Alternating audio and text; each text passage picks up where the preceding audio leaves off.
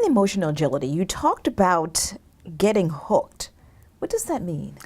So getting hooked is effectively the idea that so often as human beings, we conflate our emotions and our thoughts with our actions. So for example, I'm feeling undermined in this meeting. I may as well just keep quiet. I'm really upset with something that my boss said, so I'm going to have it out with him.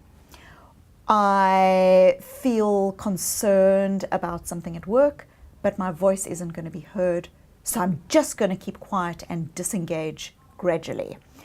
What hooked is when we have a thought and emotion, and we treat that thought emotion as fact, and therefore as a direction to our action.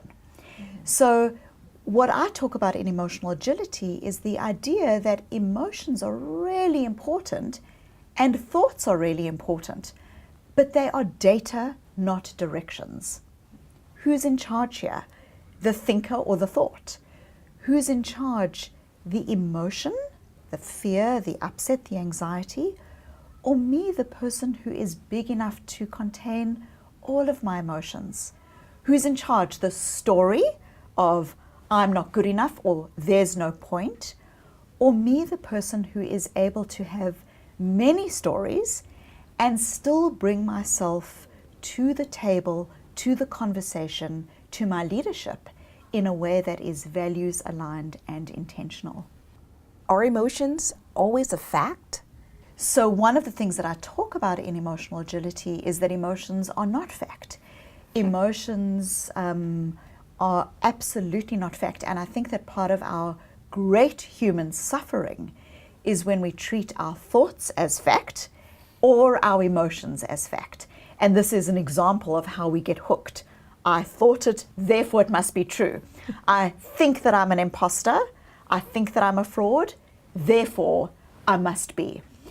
At the same time, we don't want to get into a way of being that discounts our thoughts and our emotions.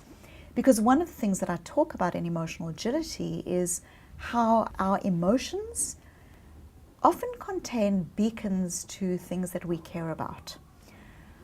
I've yet to meet someone who is depressed, for example, who isn't at some level concerned about how do I better be in the world. A parent concerned about work-life balance, who at some level isn't worried and underneath that guilt having a sense of, am I being connected? Am I being present? Someone who's upset about their ideas being stolen at work, who isn't at some level concerned about issues of equity and fairness.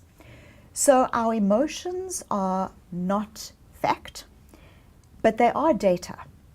And if we can surface underneath our emotions, what is the value?